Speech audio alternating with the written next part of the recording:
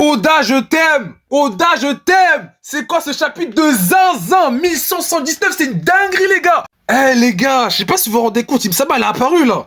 En mode, là, on voit Im-sama, c'est une dinguerie de fou, ma gueule, mais c'est trop wesh. Bref, soyons plus sérieux. Le chapitre 1179, c'est une dinguerie de fou malade, ça va briser Internet. Imu-sama est enfin révélé dans ce chapitre. Que dire? Le roi du monde, Saint Nerona Imu, est apparu, créateur du gouvernement mondial et l'un des 20 fondateurs. Pouvoir fruit du démon. Pouvoir fruit du démon. Retenez ça. Dans cette vidéo, je vais faire du tout droit, je vais directement focaliser sur ses capacités. Imu-sama a pour capacité les fruits du démon, donc si je comprends bien, il est capable de donner des démons à des serviteurs, comme on l'a vu à Elbaf avec les géants et à de nombreuses reprises tout au long du manga. Donc ma théorie en lien avec le Domi Reversi et les fruits du démon tient sa route, mais ça confirme aussi que Imu-sama est potentiellement la personne qui est à l'origine des fruits du démon. Je sais pas si vous vous rendez compte, mais c'est une dinguerie, parce que dans le chapitre 1138, dans le deuxième monde, le dieu de la forêt est mentionné, et c'est potentiellement Imu, parce qu'il est mentionné que le dieu de la forêt envoyait ses démons, et c'est littéralement ce qu'il fait depuis le début. Sans oublier qu'il peut être aussi le dieu de la mer, par le biais que Imu est l'inverse de la mer, qui est Umi en japonais, et vu que le nom de ces pactes qui font référence à la mer. Ce qui fait de Imu le boss incontesté, le poteau était là depuis 800 ans, et son autorité est toujours présente, de par ses capacités. C'est une dinguerie.